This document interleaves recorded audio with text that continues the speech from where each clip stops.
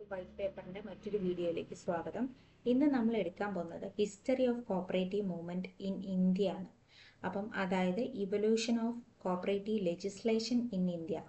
ഇന്ത്യയിൽ എങ്ങനെയാണ് cooperative legislation വന്നതെന്ന്, അതിൻ്റെ പരിണാമം എങ്ങനെയാണ്, ഇവല്യൂഷൻ എന്തൊക്കെയാണ് എന്നുള്ള കാര്യങ്ങളൊക്കെയാണ് ഇന്ന് നമ്മൾ പറയാൻ പോകുന്നത്. മെയിനായിട്ടുള്ള പോയിന്റ്സ് എന്തൊക്കെയാണെന്നുള്ളത് നമുക്ക് നോക്കാം. ഇമ്പോർട്ടൻ്റ് ആയിട്ടുള്ളത് മാത്രമേ പറയുന്നുള്ളൂ കേട്ടോ. Cooperation is derived from the Latin word കോപ്രാറി. നമ്മൾ കോപ്പറേഷൻ്റെ ക്ലാസ്സിൽ പഠിച്ചു.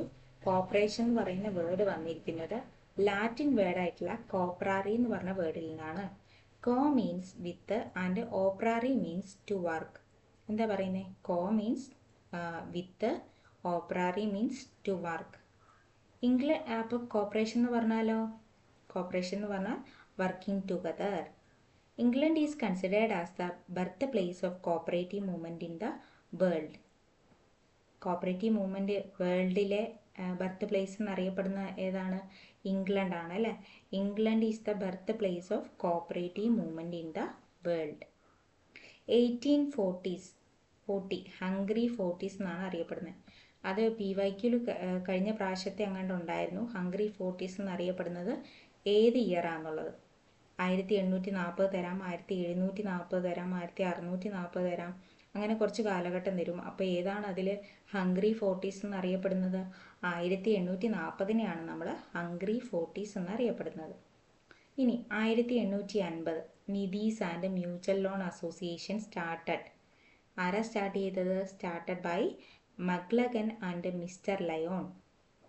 1850 Nidhis and mutual loan association started by McLagan and mister Lyon. ആരൊക്കെ ചേർന്നിട്ടാണ് Nidhis and mutual loan association 1850 start ചെയ്തതെന്ന് ചോദിക്കാം. അപ്പോൾ പറയാം മക്ലഗൻ ആൻഡ് മിസ്റ്റർ ലയോൺ. ഇനി ഡെക്കാൻ റയോട്ട്സിനെ കുറിച്ച് പഠിക്കാം. Indian farmers were exploited by money lenders who charged exorbitant interest rate. As a result riot occurred in some part of Deccan area in 1874 and at Ahmedabad and Pune in 1875. എന്താ പറയുന്നത്? Indian ഫാർമേഴ്സിനെ മണി lenders exploit ചെയ്യാൻ തുടങ്ങി, അല്ലെ ചൂഷണം ചെയ്യാൻ തുടങ്ങി എന്നാണ് പറയുന്നത്.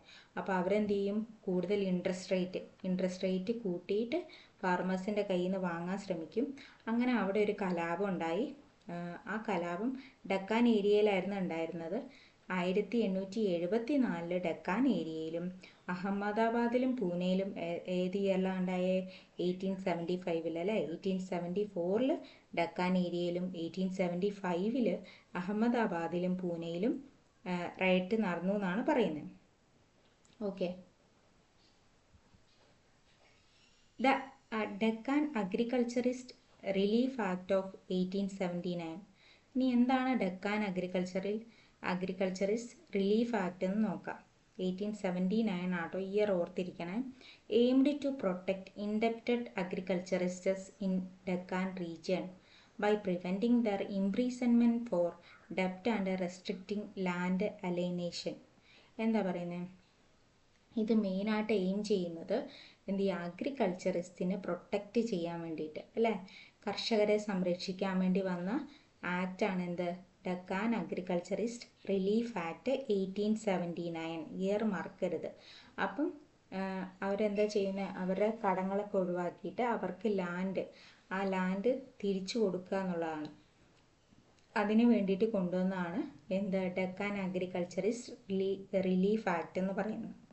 In 1882, Sir William Wedderburn made, after the Deccan riot, the proposal for the establishment of agricultural banks as a remedy against rural indebtedness.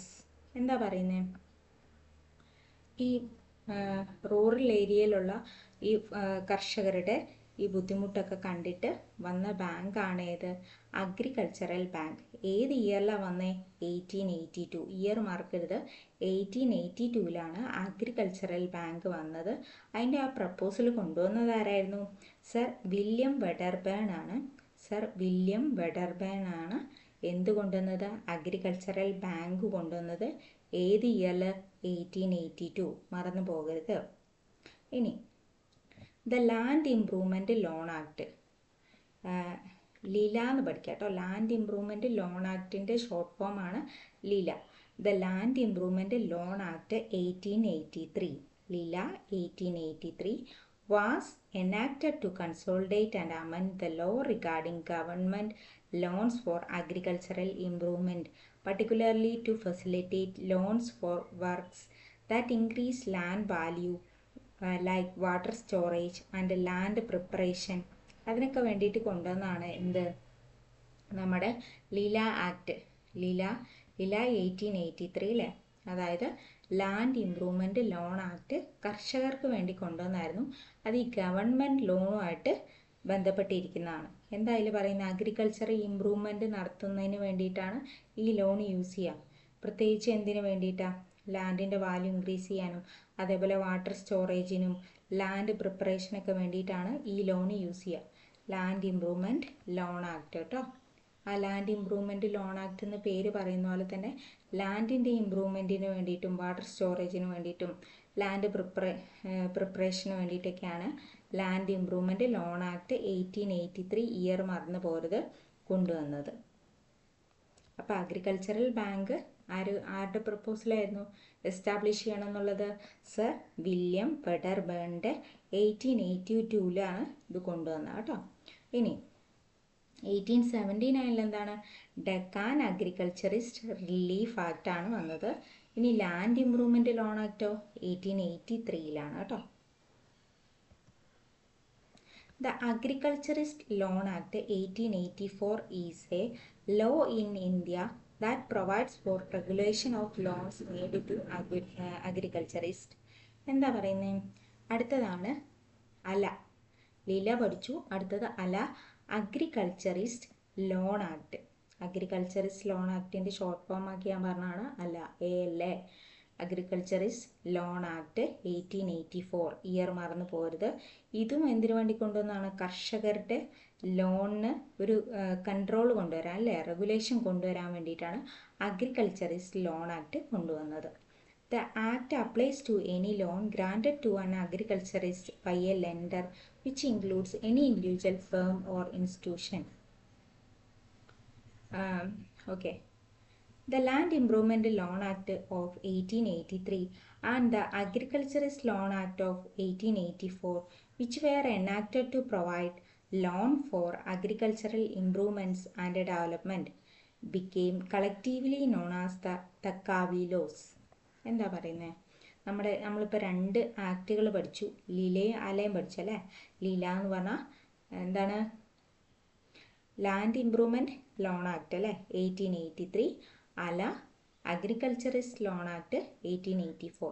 ഇത് രണ്ടും കൂടെ ചേർന്നിട്ട് കളക്റ്റീവ്ലി നോൺ ആസ് തക്കാവി ലോസ് എന്നായിരുന്നു അറിയപ്പെട്ടിരുന്നത്. ഈ തക്കാവി ലോൺസ് എന്തിനു വേണ്ടിയിട്ടുള്ള, അഗ്രികൾച്ചറൽ ഇംപ്രൂവ്മെൻറ്റിനും അതിൻ്റെ ഡെവലപ്മെൻറ്റിനും വേണ്ടിയിട്ടുള്ളതായിരുന്നു തക്കാവി ലോസ്. ഈ 2 ലോണുകളും അറിയപ്പെട്ടിരുന്നത് അല്ലേ. അപ്പോൾ അത് തക്കാവി ലോസ് എന്നാണ് അറിയപ്പെട്ടിരുന്നത്. ഈ തക്കാവി ലോൺ എന്ന് പറഞ്ഞാൽ എന്താണെന്ന് നോക്കാം. Taccavi loan refers to the loan provided by government to farmers particularly for agricultural purpose. ഇത് തന്നെയാണ് അഗ്രികൾച്ചറൽ പർപ്പസിന് വേണ്ടി കൊടുക്കുന്ന ലോണ്, ഗവൺമെൻറ് കൊടുക്കുന്ന ലോണിനെയാണ് തക്കാവി ലോൺസ് എന്ന് പറയാം. Okay. BP Patel Committee is known as Committee on Thakkavi Loans. Committee on Thakkavi Loans എന്നറിയപ്പെടുന്നത് ആരാണ്, BP Patel Committee. BP Patel Committee is known as Committee on Thakkavi Loans. Okay, മറന്നു പോകരുത് കേട്ടോ. തക്കാവി ലോൺസിൻ്റെ committee ഏതാണെന്ന് വെച്ചാൽ BP Patel Committee. Appointed in 1961. BP Patel കമ്മിറ്റീനെ appoint ചെയ്തത് 1961 and report submitted in 1962. 1961 appoint ചെയ്തു, 1962 report submit ചെയ്തു. The major recommendation of this committee is to examine the arrangement for the supply of Thakkavi loans to farmers. ഇത് കൊണ്ടുവരാൻ ഈ recommendation, the major recommendation of this committee എന്തായിരുന്നു ഇവരുടെ major recommendation എന്ന് പറയുന്നത്, examine the arrangement for the supply of taccavi loans to farmers. ഫാർമേഴ്സിന് ഈ loan കറക്റ്റായിട്ട് കിട്ടുന്നുണ്ടോ എന്ന് എക്സാമിൻ ചെയ്യുന്നതിന് വേണ്ടിയിട്ടാണ് ഏത് വന്നത്, BP പട്ടേൽ കമ്മിറ്റി അവർ റെക്കമെൻഡ് ചെയ്തത് അല്ലേ. അവരെന്താ റെക്കമെൻഡ് ചെയ്തതെന്ന് പറയുന്നത്, examine the arrangement for the supply of taccavi loans to farmers. But the poor farmers were not able to get this needed amount. എന്നിട്ടും തക്കാവി ലോൺസ് വന്നിട്ടും എന്ത് ചെയ്യുന്നില്ല, പാവപ്പെട്ട കർഷകർക്ക് ഈ ലോണൊന്നും കിട്ടുന്നില്ലായിരുന്നു, അവർക്ക് ആവശ്യത്തിന് വേണ്ട ലോൺ കിട്ടുന്നില്ല എന്നാണ് പറയുന്നത്. So the government turn to organise cooperative societies as cooperative movement in India. Cooperative മൂവ്മെൻറ്റിൻ്റെ ഭാഗമായിട്ട് കോപ്പറേറ്റീവ് സൊസൈറ്റികൾ കൊണ്ടുവരാൻ വേണ്ടിയിട്ട് ആര് തീരുമാനിച്ചു, ഗവൺമെൻറ് തീരുമാനിച്ചു എന്നാണ് പറയുന്നത്. അപ്പം was introduced as A government policy. Government policy ആയിട്ടാണ് എന്ത് വരുന്നത്, കോപ്പറേറ്റീവ് സൊസൈറ്റികൾ വരുന്നതെന്നാണ് പറയുന്നത്. കോപ്പറേറ്റീവ് മൂവ്മെൻറ്റ് വരാനുള്ള കാരണം എന്താണ്, ഗവൺമെൻറ് ആണെന്നാണ് പറയുന്നത്. അപ്പോൾ അത് ക്വസ്റ്റ്യൻ വരാം, എന്തിൻ്റെ ഭാഗമായാണ് വന്നതെന്ന് വെച്ചിട്ടുണ്ട്, അതൊരു ഗവൺമെൻറ് പോളിസിയാണ് കേട്ടോ. ഇന്ത്യയിൽ വന്നത് ഗവൺമെൻറ് പോളിസി ആയിട്ടാണ്. Cooperative movement in India was started as an implementation of state policy by British government. ഇന്ത്യയിലെ കോപ്പറേറ്റീവ് മൂവ്മെൻറ്റ് എന്ന് പറയുന്ന ആരുടെ, ബ്രിട്ടീഷ് ഗവൺമെൻറ്റിൻ്റെ സ്റ്റേറ്റ് പോളിസി വെച്ചിട്ടായിരുന്നു. Implementation of state policy by British government in the world people movement. Okay, അപ്പം മെയിനായിട്ട് ഓർത്തിരിക്കേണ്ട government പോളിസിയാണെന്ന് ഓർത്തിരിക്കുക കേട്ടോ. കോപ്പറേറ്റീവ് മൂവ്മെൻറ്റ് ഇൻ ഇന്ത്യ എന്ന് പറയുന്നത് ഒരു ഗവൺമെൻറ് പോളിസിയാണ്, അല്ലെങ്കിൽ ഒരു സ്റ്റേറ്റ് പോളിസിയാണെന്ന് ഓർത്തിരിക്കുക. ഇനി അടുത്തത് അന്യോന്യ സഹകാരി മണ്ഡലി. ഇത് ഇമ്പോർട്ടൻ്റ് ആയിട്ടുള്ള ഒരു ടേമാണ് കേട്ടോ. അന്യോന്യ സഹകാരി മണ്ഡലി എവിടെ വന്നു, ഏത് വർഷം വന്നു, ഈ കാര്യങ്ങളൊക്കെ ഓർത്തിരിക്കുക. അതിൻ്റെ ലീഡർഷിപ്പ് ആർക്കായിരുന്നു, ഇതൊക്കെ ഇമ്പോർട്ടൻ്റ് ആണ് കേട്ടോ. ഇതിലെല്ലാം തന്നെ ഏകദേശം ഇമ്പോർട്ടൻ്റ് ആണ്. Under the leadership of Vithal Laxman Kavthekar, അല്ലെങ്കിൽ അയാൾക്ക് മറ്റൊരു പേരുണ്ട് Bhau Saheb Kavthekar, was organized in February 1889, which is said to be India's first cooperative arrangement. ഇന്ത്യയിലെ ഫസ്റ്റ് കോപ്പറേറ്റീവ് അറേഞ്ച്മെൻ്റ് എന്നറിയപ്പെടുന്നത് ഏതാണെന്ന് ചോദിച്ചാൽ അന്യോന്യ സഹകാരി മണ്ഡലിയാണ്. Anyonya Sahakari Mandali India's first cooperative movement ആണ്. ഏത് വർഷമാണ് വന്നത്, 1889 ഫെബ്രുവരിയിലാണ് വന്നത്. ഇതിൻ്റെ ലീഡർഷിപ്പ് ആർക്കായിരുന്നു, വിതൽ ലക്ഷ്മൺ കാവതേക്കർ എന്നാണ് പേര്, അല്ലെങ്കിൽ അദ്ദേഹത്തിന് മറ്റൊരു പേരുണ്ട് ബാഹു സാഹേബ് കാവതേക്കർ. പിന്നെ ഇത് എവിടെയാണ് സ്ഥലം, നമ്മുടെ ബറോഡയിലാണ് സ്ഥലം. ക്വസ്റ്റ്യൻ എന്ത് വേണമെങ്കിലും വരാം, ഇതൊക്കെ ക്വസ്റ്റ്യൻ PYQയിൽ വന്നിട്ടുള്ളതാണ് കേട്ടോ. അതുകൊണ്ടാണ് ഇത് ഇമ്പോർട്ടൻ്റ് ആണെന്ന് പറയുന്നത്. It is an agricultural bank in Purandar taluk in Pune district. Pune ഡിസ്ട്രിക്റ്റിലെ പുരന്ദർ താലൂക്കിലെ ഒരു അഗ്രികൾച്ചറൽ ബാങ്കാണ് എന്ത്, നമ്മുടെ Anyonya Sahakari Mandali. Anyonya Sahakari Mandali is a agricultural bank, അല്ലെങ്കിൽ ഇന്ത്യാസ് ഫസ്റ്റ് കോപ്പറേറ്റീവ് അറേഞ്ച്മെൻ്റ് ആണ് അത് കേട്ടോ. കോപ്പറേറ്റീവ് അറേഞ്ച്മെൻ്റ് എന്നൊക്കെ അറിയപ്പെടുന്നത് Anyonya Sahakari Mandali. Initially started with 23 members with 76 rupees. 23 ആൾക്കാരെ വെച്ചിട്ട് 76 രൂപ ക്യാപിറ്റലും കൊണ്ടിട്ടാണ് ഇവരെന്ത് ചെയ്തത്, ഇത് സ്റ്റാർട്ട് ചെയ്തത് ആദ്യമായിട്ടെന്നാണ് പറയുന്നത്. 76 രൂപയും 23 മെമ്പേഴ്സും അല്ലേ. അപ്പം ഇത്രയും കാര്യങ്ങൾ ഓർത്തിരിക്കുക. ബറോഡയിലാണ് വന്നത്. വിതൽ ലക്ഷ്മൺ കാവതേക്കർ ആണ് ലീഡർഷിപ്പ് ഉണ്ടായിരുന്നത്. ഫെബ്രുവരി 1889 ആണ് ഇയർ വരുന്നത്. ഇന്ത്യാസ് ഫസ്റ്റ് കോപ്പറേറ്റീവ് അറേഞ്ച്മെൻ്റ് ആണ്. ഇതൊരു അഗ്രികൾച്ചറൽ ബാങ്കാണ്, പുരന്ദർ താലൂക്കിലെ പൂനെ ഡിസ്ട്രിക്റ്റിലെ അല്ലേ. ഇത്രയും കാര്യങ്ങൾ ഓർത്തിരിക്കാം. ഇനി അടുത്തത് ഫെഡറിക് നിക്കോൾസനെ കുറിച്ചാണ് പറയുന്നത്. ഫെഡറിക് നിക്കോൾസൺ എന്ന് പറഞ്ഞാൽ father of cooperative movement in India. Question വരാം. Father of cooperative movement in India എന്നറിയപ്പെടുന്ന ആരാണ്, Frederick Nicholson. Frederick Nicholson. Year ഓർത്തിരിക്കുക, 1846 മുതൽ 1936 അല്ലേ. അപ്പം 1846 to 1936 എങ്ങനെ ഓർത്തിരിക്കും, എന്തെങ്കിലും ഒരു ട്രിക്ക് യൂസ് ചെയ്യാട്ടെ നിങ്ങളെല്ലാം ഓർത്തിരിക്കാൻ വേണ്ടിയിട്ട്. ഞാനിത് കളറിൽ കൊടുക്കാൻ തന്നെ മെയിനായിട്ടുള്ള കാരണം നിങ്ങൾ ഈ കളറെങ്കിലും ഓർത്ത് വെക്കും. എക്സാമിന് കാണുമ്പോൾ ഇതിവിടെ എവിടെയോ പഠിച്ചിട്ടുണ്ടല്ലോ എന്നുള്ള ഓർത്തിരിക്കാൻ വേണ്ടിയിട്ടാണ് ഇതൊക്കെ കുറച്ച് കളറൊക്കെ കൊടുത്ത് ചെയ്തിരിക്കുന്നത്. അപ്പം 1846 ഫെഡറിക് നിക്കോൾസൺ ജനിച്ച വർഷം അല്ലേ, 1846 to 1936 കേട്ടോ. 46 അങ്ങനെ ഓർത്തിരിക്കുക. 1846 1936. In 1892 the governor of Madras, Lord Wenlock. Lord വെൻലോക്കിനെ എങ്ങനെ, ആരാണ് ലോർഡ് വെൻലോക്ക് എന്ന് പറയുന്നത്? Governor of Madras. മദ്രാസിലെ ഗവർണറാണ് Lord Wenlock. Directed Frederick Nicholson, then ICS officer of Madras. മദ്രാസിലെ ICS ഓഫീസറായ ഫെഡറിക് നിക്കോൾസനെ എന്ത് ചെയ്തത്? അപ്പോയിന്റ് ചെയ്തു. എന്തിനു വേണ്ടിയിട്ട് അപ്പോയിന്റ് ചെയ്ത്? To study the problems of farmers and for studying cooperative movement in European countries. നമ്മുടെ ഫാർമേഴ്സിൻ്റെ പ്രശ്നങ്ങൾ പഠിക്കുന്നതിന് വേണ്ടിയിട്ടും അതുപോലെ യൂറോപ്യൻ കൺട്രീസിലെ കോപ്പറേറ്റീവ് മൂവ്മെൻറ്റിനെ കുറിച്ച് പഠിക്കുന്നതിന് വേണ്ടിയിട്ടും ആരെ അപ്പോയിന്റ് ചെയ്തു? സർ ഫെഡറിക് നിക്കോൾസനെ 1892 ആരെ അപ്പോയിന്റ് ചെയ്തു? Governor of Madras. ആരാണ് ഗവർണർ ഓഫ് മദ്രാസ്? വെൻലോക്കാണ് കേട്ടോ. Lord Wenlock. അപ്പം ഇത് ക്വസ്റ്റ്യൻ വരാം. ഇതൊക്കെ ഇമ്പോർട്ടൻ്റ് ആണ്. ഇതിൻ്റെ അകത്ത് പറഞ്ഞേക്കുന്ന എല്ലാം ഇമ്പോർട്ടൻ്റ് ആണ്. 1892 ഇയർ മറന്നു പോകരുത്. ഫെഡറിക് നിക്കോൾസനെ അപ്പോയിന്റ് ചെയ്ത ഇയർ ആണ്. ആരാണ് അപ്പോയിന്റ് ചെയ്ത്? വെൻലോക്ക് പ്രഭു ആണ് അല്ലേ. വെൻലോക്ക് പ്രഭു. അദ്ദേഹം ആരായിരുന്നു? Governor of Madras. മദ്രാസിലെ ഗവർണറായിരുന്നു നമ്മുടെ ലോർഡ് വെൻലോക്ക്. ഇനി നമ്മുടെ ഫെഡറിക് നിക്കോൾസൺ ആരായിരുന്നു? ICS officer of Madras. മദ്രാസിലെ തന്നെ ICS ഓഫീസർ ആയിരുന്നു ആര്? Frederick Nicholson. ഓക്കെ. അപ്പോൾ എന്തിനു വേണ്ടിയാണ് അപ്പോയിന്റ് ചെയ്തത്? To study the problems of farmers and for studying cooperative movement in European countries. യൂറോപ്പിലേക്കാണ് പറഞ്ഞു വിടുന്നത് കേട്ടോ. യൂറോപ്യൻ കൺട്രീസിലെ കോപ്പറേറ്റീവ് മൂവ്മെന്റിനെ കുറിച്ച് പഠിക്കാനാണ് പറഞ്ഞു വിടുന്നത്. Okay. Nicholson, who was earlier the collector of Tirunelveli, was considered an expert on agrarian economy in the Madras Presidency. അപ്പോൾ എന്തൊക്കെയാണ് പറയുന്നത്? തിരുനെൽവേലിയിലെ കളക്ടറാണ് അല്ലേ ആര്? നമ്മുടെ ഫെഡറിക് നിക്കോൾസൺ. ആദ്യം തിരുനെൽവേലിയിലെ കളക്ടറായിരുന്നു. ഇപ്പം അദ്ദേഹം എന്താണെന്ന് പറഞ്ഞാൽ ICS ഓഫീസർ ഇൻ മദ്രാസ്. മദ്രാസിലെ ICS ഓഫീസറാണ്. അതിനു മുമ്പ് അദ്ദേഹം തിരുനെൽവേലിയിലെ കളക്ടറായിരുന്നു. അതുപോലെ തന്നെ അഗ്രേറിയൻ എക്കണോമിനെ കുറിച്ചൊക്കെ നല്ലോണം അറിവുള്ള ഒരു എക്സ്പേർട്ടായിട്ടാണ് പറയുന്നത് മദ്രാസ് പ്രസിഡൻസിയിൽ കേട്ടോ.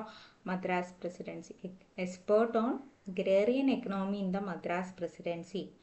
Father of fisheries in Madras presidency. Question വരാം. ഇത് ക്വസ്റ്റ്യൻ വന്നിട്ടുണ്ട്. Father of fisheries in Madras presidency എന്നറിയപ്പെടുന്നതും ഫിഷറീസ് എന്ന് കണ്ട ആരെ കൊടുക്കുക? Frederick Nicholson. FF fisheries Frederick Nicholson. Sir Frederick Nicholson ആയിരുന്നു. And established the bureau of fisheries. അത് ഇയർ ചോദിക്കാട്ടോ. 1907. 1907 ബ്യൂറോ ഓഫ് ഫിഷറീസ് എസ്റ്റാബ്ലിഷ് ചെയ്തതും ആരായിരുന്നു? ഫെഡറിക് നിക്കോൾസൺ ആണ്. Father of fisheries in Madras presidency എന്നറിയപ്പെടുന്നതും നമ്മുടെ ഫെഡറിക് നിക്കോൾസൺ ആണ്. In 1895 Frederick Nicholson submitted his report in 2 volumes in 1895 and 1897. എന്തൊക്കെയാണ് പറയുന്നത്? 1895 2 വോളിയായിട്ട് റിപ്പോർട്ട് സബ്മിറ്റ് ചെയ്തു. അല്ലേ, 2 വോളിയമായിട്ട് 2 വോളിയംസ് ആണ്. ഏതൊക്കെ? 1895 ഉണ്ട്, 1897 ഉണ്ട്. ഫസ്റ്റത്തെ 1895 ഇനി and final report heading find Raiffeisen submitted in 1899. 1899 അവസാനത്തെ റിപ്പോർട്ട് സബ്മിറ്റ് ചെയ്ത് അതിൻ്റെ പേര് ഫൈൻഡ് റെയ്ഫീസൺ എന്നായിരുന്നു. ക്വസ്റ്റ്യൻ വരാം. ഫൈൻഡ് റെയ്ഫീസൺ ഏത് ഇയറിലാണ് റിപ്പോർട്ട് സബ്മിറ്റ് ചെയ്തത്? ഫൈനൽ റിപ്പോർട്ട് 1899 അല്ലേ. അതിന് മറ്റൊരു പേരുണ്ട് ഈ ഫൈനൽ റിപ്പോർട്ടിന്, കൺസോളിഡേറ്റഡ് റിപ്പോർട്ട് എന്നും പറയാം. അപ്പം കൺസോളിഡേറ്റഡ് റിപ്പോർട്ട് എന്നാണ് സബ്മിറ്റ് ചെയ്തത് എന്ന് ചോദിക്കാം ഫെഡറിക് നിക്കോൾസന്റെ. അപ്പം 1899 എന്ന് കൊടുക്കാം. അതിൻ്റെ പേരെന്തായിരുന്നു? ഫൈൻഡ് റെയ്ഫീസൺ. അതിനു മുന്നേ അദ്ദേഹം, ഇപ്പം ഞാനിപ്പോൾ എന്തൊക്കെ കാര്യങ്ങൾ പറഞ്ഞു, നമ്മുടെ വെൻലോക്ക് പ്രഭു ഫെഡറിക് നിക്കോൾസിനെ കർഷകരുടെ പ്രശ്നങ്ങൾ പഠിക്കുന്നതിന് വേണ്ടിയും അതുപോലെ തന്നെ യൂറോപ്യൻ കൺട്രീസിലെ കോപ്പറേറ്റീവ് മൂവ്മെൻറ്റിനെ കുറിച്ച് പഠിക്കുന്നതിന് വേണ്ടിയിട്ടും 1892 ആരെ അയച്ചു?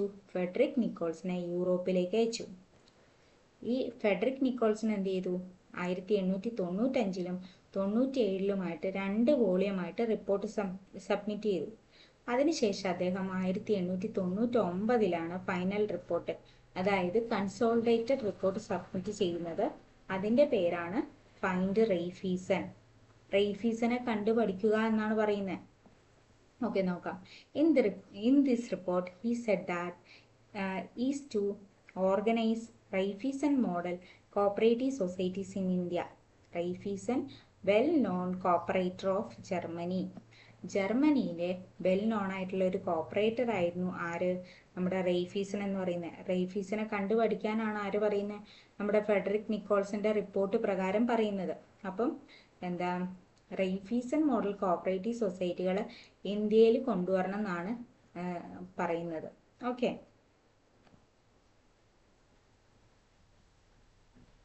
ഇനി മിസ്റ്റർ എച്ച് ഡ്യൂപ്പർനിക്സ്. ഡ്യൂപ്പർനിക്സ് എന്ന് പറഞ്ഞാൽ ഉത്തർപ്രദേശിലെ കളക്ടർ ആയിരുന്നു അദ്ദേഹം. എച്ച് ഡ്യൂപ്പർനിക്സ് കേട്ടോ, ഇമ്പോർട്ടൻ്റ് ആയിട്ടുള്ള ഒരാളാണ് എച്ച് ഡ്യൂപ്പർനിക്സ്. യു പിയിലെ കളക്ടർ ആയിരുന്നു. അദ്ദേഹത്തിന്റെ ബുക്കിന്റെ പേരെന്താണ്? People bank for northern India. People's bank for northern India എന്നാണ് ബുക്കിന്റെ പേര്. ഈ പേര് മറന്നു പോകരുതേ, ക്വസ്റ്റ്യൻ വരാം. People bank for northern India എഴുതിയത് ആര് എന്നൊക്കെ ചോദിക്കാം. എച്ച് ഡ്യൂപ്പർനിക്സ് ആണ്. ഏത് ഇയറില്? 1900 അല്ലേ? 1900 people bank for northern India എന്ന് പറഞ്ഞ ബുക്ക് എഴുതിയത് ആര്? H Dupernex. അദ്ദേഹം ആരായിരുന്നു? യു പിയിലെ കളക്ടർ ആയിരുന്നു. Okay, the book provides a comprehensive guide to the establishment and functioning of cooperative credit organizations in northern India. ഈ ബുക്കിന്റെ മെയിൻ ആയിട്ടുള്ള കണ്ടന്റ് എന്തായിരുന്നു? അതൊരു ഗൈഡ് കൊടുക്കുന്നതാണ് അല്ലെ. Establishment and functioning of cooperative credit organisations in northern India. Northern ഇന്ത്യയിൽ cooperative credit organisations തുടങ്ങുന്നതിനെ കുറിച്ചും അതിന്റെ ഫങ്ഷൻസ് എങ്ങനെയാണെന്നുള്ളതിനെ കുറിച്ചുള്ള ഒരു ഗൈഡായിരുന്നു എന്ത്? നമ്മുടെ പീപ്പിൾസ് ബാങ്ക് ഫോർ നോർത്തേൺ ഇന്ത്യയിൽ ഉണ്ടായിരുന്നത്. എച്ച് ഡ്യൂപ്പർനിക്സിന്റെ 1900 people's bank for northern India എന്ന് പറഞ്ഞ ബുക്കില് establishment and functioning of cooperative credit organisations of northern ഇന്ത്യനെ കുറിച്ചാണ് ഉണ്ടായിരുന്നത്. In 1900 British government appoint famine commission and a report submitted in 1901. അപ്പം എന്തൊക്കെയാ പറയുന്നത്? ബ്രിട്ടീഷ് ഗവൺമെന്റ് ആരെ അപ്പോയിന്റ് ചെയ്തു? ഫാമിൻ കമ്മീഷനെ അപ്പോയിന്റ് ചെയ്തു അതേ ടൈമിൽ തന്നെ. അപ്പൊ ആ ടൈമിൽ ഫാമിൻ കമ്മീഷനെ അപ്പോയിന്റ് ചെയ്തതിന്റെ റിപ്പോർട്ട് സബ്മിറ്റ് ചെയ്ത ഇയർ ചോദിക്കാം. 1901 ഇതും ക്വസ്റ്റ്യൻ വന്നിട്ടുണ്ട്. 1901 ഫാമിൻ കമ്മീഷൻ റിപ്പോർട്ട് സബ്മിറ്റ് ചെയ്ത ഇയർ ഏത്? 1901 ആണ്. ഇത് നല്ലോണം പഠിച്ചു പോകട്ടെ, എന്ത് ക്വസ്റ്റ്യൻ വേണേലും വരാം. 1901 ബ്രിട്ടീഷ് ഗവൺമെന്റ് ഫാമിൻ കമ്മീഷനെ അപ്പോയിന്റ് ചെയ്തിരുന്നു. 1901 റിപ്പോർട്ട് സബ്മിറ്റ് ചെയ്തല്ലേ. ഇനി also recommended the setting up of mutual credit association. അപ്പൊ അവരെന്ത് ചെയ്തു? മ്യൂച്വൽ ക്രെഡിറ്റ് അസോസിയേഷൻ സെറ്റപ്പ് ചെയ്യുന്നതിനെ കുറിച്ചുള്ള റെക്കമെൻഡേഷൻ കൊടുത്തു. മ്യൂച്വൽ ക്രെഡിറ്റ് അസോസിയേഷൻ കേട്ടോ. ഇനി Frederick Nicholson report, famine commission report, H Dupernex opinion attract the attention of viceroy of India Lord Curzon. Viceroy of India Lord Curzon. Okay, അപ്പൊ എന്തൊക്കെയാ പറയുന്നത്? നമ്മളിപ്പം 3 കാര്യങ്ങൾ പറഞ്ഞു. ഫെഡറിക് നിക്കോൾസൺ യൂറോപ്പിൽ പോയിട്ട് റിപ്പോർട്ട് കൊണ്ടുവന്നു അല്ലെ, ഫൈൻഡ് റെയ്ഫീസൺ. അതുപോലെ തന്നെ people's bank of northern India, അത് ഡ്യൂപ്പർനിക്സിന്റെ ബുക്കാണ് അത്. അതുപോലെ തന്നെ famine commission, British government appoint ചെയ്ത ഫാമിൻ കമ്മീഷൻ 1901 റിപ്പോർട്ട് സബ്മിറ്റ് ചെയ്തു എന്ന് പറഞ്ഞു. ഇത് 3 എന്താ ആരെ അട്രാക്ട് ചെയ്തു? നമ്മുടെ ഇന്ത്യയിലെ വൈസ്രോയി ആയിട്ടുള്ള ലോർഡ് കേഴ്സണെ എന്ത് ചെയ്തു? അട്രാക്ട് ചെയ്തു എന്ന് പറയുന്നത്. കേഴ്സൺ പ്രഭുവിനെ അട്രാക്ട് ചെയ്തു. ഓക്കെ, അപ്പം appoint a committee to study about starting of cooperative credit societies in India. അപ്പോൾ എന്ത് ചെയ്തു, ഒരു കമ്മിറ്റി സ്റ്റാർട്ട് ചെയ്യാൻ തുടങ്ങി. അപ്പോയിന്റ് കമ്മിറ്റി, അതിന് വേണ്ടിയിട്ട് ഒരു കമ്മിറ്റി തുടങ്ങി. എന്തിനു വേണ്ടിയിട്ടാ? സ്റ്റഡി ചെയ്യാൻ. എന്തിനെക്കുറിച്ച്? Cooperative credit societies in India. ഇന്ത്യയിൽ ക്രെഡിറ്റ് സൊസൈറ്റീസ് തുടങ്ങാൻ വേണ്ടിയിട്ടാണ് ആരെ അപ്പോയിന്റ് ചെയ്ത്, ഇവരൊക്കെ അപ്പോയിന്റ് ചെയ്യുന്നത് കേട്ടോ. അതിലെ മെമ്പേഴ്സ് ആരൊക്കെയാന്നുള്ളതാണ് ഇനി പറയുന്നത്. In 1901, under the chairmanship of Sir Edward ലോയാണ് ചെയർമാൻ ആയിട്ടുള്ളത്. അദ്ദേഹത്തിന് കൂടെ ഫെഡറിക് നിക്കോൾസിനെ, എച്ച് ഡ്യൂപ്പർ നിക്സിനെ മെമ്പേഴ്സ് ആയിട്ട് വെച്ചു. ഫെഡറിക് നിക്കോൾസൺ എന്ന് പറഞ്ഞാൽ നമ്മൾ പഠിച്ചു 1899 ഫൈൻഡ് റൈഫീസ് എന്ന് പറഞ്ഞ കൺസോളിഡേറ്റഡ് റിപ്പോർട്ട് കൊണ്ടുവന്നത്. അദ്ദേഹത്തിന് ആരായിരുന്നു അപ്പോയിന്റ് ചെയ്തത്? ലോർഡ് മെൻലോക്ക് പ്രഭു ആയിരുന്നു അപ്പോയിന്റ് ചെയ്ത അല്ലെ. അപ്പൊ മെൻലോക്ക് അപ്പോയിന്റ് ചെയ്ത ഫെഡറിക് നിക്കോൾസിനെയും അതേപോലെ തന്നെ people's bank for northern India എന്ന ബുക്ക് എഴുതിയ എച്ച് ഡ്യൂപ്പർ നിക്സിനെയും മെമ്പേഴ്സ് ആക്കിയിട്ട് സർ എഡ്വേർഡ് ലോ ചെയർമാൻ ആയിട്ടുള്ള ഒരു കമ്മിറ്റി രൂപീകരിച്ചു 1901 കേട്ടോ. 1901 ഇയർ മറന്നു പോകരുത്. ഇനി Henry Wolff give advice to Edward Law committee. Edward Law കമ്മിറ്റിക്ക് അഡ്വൈസ് കൊടുത്തത് ആരാണ്? ഹെൻറി വോൾഫ് എന്ന് പറഞ്ഞ അദ്ദേഹമാണ് കേട്ടോ. ഹെൻറി വോൾഫാണ് അഡ്വൈസ് കൊടുത്തത് എഡ്വേർഡ് ലോ കമ്മിറ്റിക്ക്. ഹെൻറി വോൾഫിന്റെ ഒരു ബുക്കുണ്ട്, കോപ്പറേഷൻ ഇൻ ഇന്ത്യ. ഇന്ത്യയിലെ കോപ്പറേഷനെ കുറിച്ചിട്ടാണ് ഹെൻറി വോൾഫ് ബുക്കിലുള്ളത് കേട്ടോ. ഇനി എഡ്വേർഡ് ലോ കമ്മിറ്റി ഒരു കോട്ട് പറഞ്ഞിട്ടുണ്ട്, എന്താണെന്ന് നോക്കാം. We therefore think that the time for palliative measures has passed. Palliative measures has passed എന്ന് കണ്ടാൽ ഇത് ആര് പറഞ്ഞ കോട്ടാന്ന് ചോദിച്ചിട്ടുണ്ടെങ്കിൽ നമുക്ക് ആരെ പറയാം? Edward Law committee. Palliative measures എന്ന് കണ്ടാൽ എഡ്വേർഡ് ലോ കമ്മിറ്റീനെ കൊടുക്കുക കേട്ടോ. Palliative measures, Edward Law committee. The committee reported favorably in 1903 and suggested to form credit cooperative societies in India. അപ്പോൾ എന്താ പറയുന്നത്? എഡ്വേർഡ് ലോ കമ്മിറ്റി എന്നറിയപ്പെടുന്ന ആരൊക്കെ ചേർന്നതായിരുന്നു? എഡ്വേർഡ് ലോയും ഡ്യൂപ്പർ നിക്സും ഫെഡറിക് നിക്കോൾസണും കൂടെ ചേർന്ന കമ്മിറ്റി ആയിരുന്നു അല്ലേ. അവരെന്താ പറഞ്ഞത്? We therefore think that the time for palliative measures has passed എന്നാ പറഞ്ഞത്. അപ്പം ഇവരെന്ത് ചെയ്തു? Reported favourably. ഈ കമ്മിറ്റി 1903 എന്താ ക്രെഡിറ്റ് സൊസൈറ്റീസ് തുടങ്ങാന്നുള്ള ഇതിന് വേണ്ടിയിട്ട് reported favourably and suggested to form credit cooperative societies ഇന്ത്യയിൽ ക്രെഡിറ്റ് കോപ്പറേറ്റീവ് സൊസൈറ്റികൾ സ്റ്റാർട്ട് ചെയ്യണം, ഫോം ചെയ്യണമെന്ന് സജസ്റ്റ് ചെയ്തു എന്നാണ് പറയുന്നത്. So the British government pass cooperative credit societies act pass ചെയ്ത ഇയർ എന്നായിരുന്നു? 25 മാർച്ച് 1904 അല്ലേ. 25 മാർച്ച് 1904 ഇയർ ഓർത്തിരിക്കുക കേട്ടോ. First cooperative credit society start ചെയ്തത് എന്നാന്ന് വെച്ചാൽ 25 മാർച്ച് 1904. ഓക്കെ.